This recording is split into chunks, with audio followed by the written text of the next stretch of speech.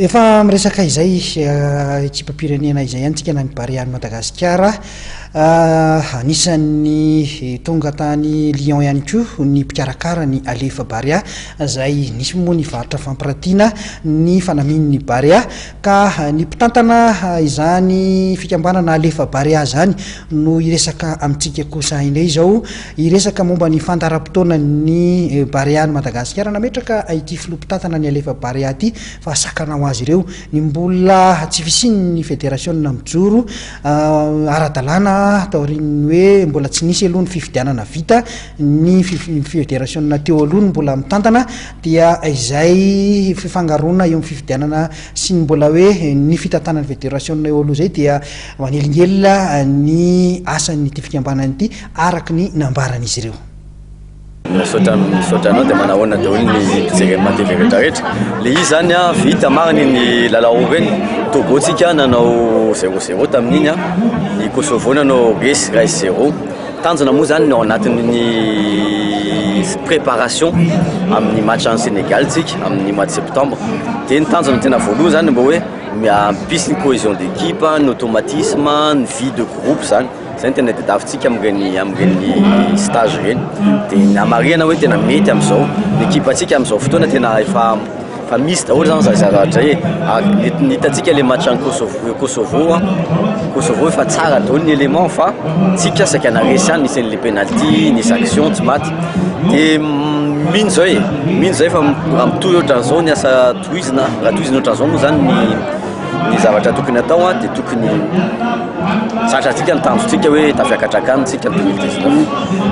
Ohatran'ny mandeha resabe any anaty réseaux sociaux le hoe ekipa pirenena ny avy any Madagasikara ohatran'ny tsy be taratra loatra ny aty avelany tena mandrafitra azy ho anareo amin'ny Alefa Barea ina ny azonareo anazavana an'izay?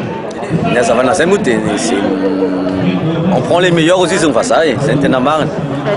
Tsara fantatra ngamba le Barea aty le zala milalao amin'izao fotoana nge avy any Madagasikara daholo na Bolity zany na Anissé zany na Dada zany na Ima zany be da be raha Pascal zany dia reny joueur zany efa manana expérience zany tena tadiavina le expérience zany le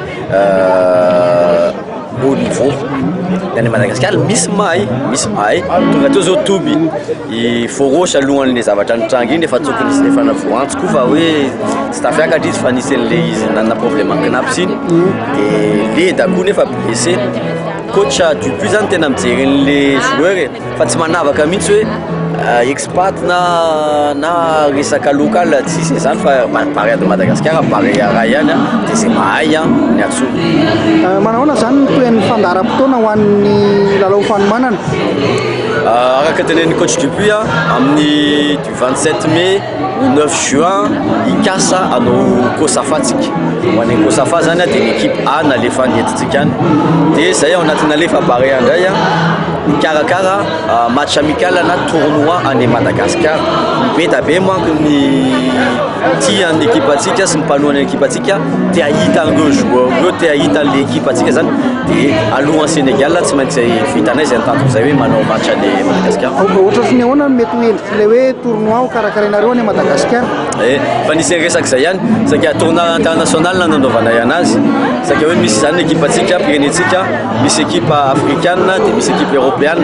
Ohatra le nahitantsika tamin'ny Togo sy Kosovo reny dia manao triangulaire zany 2 matchs chacun dia par point zay ny tiana atao zany tena marina.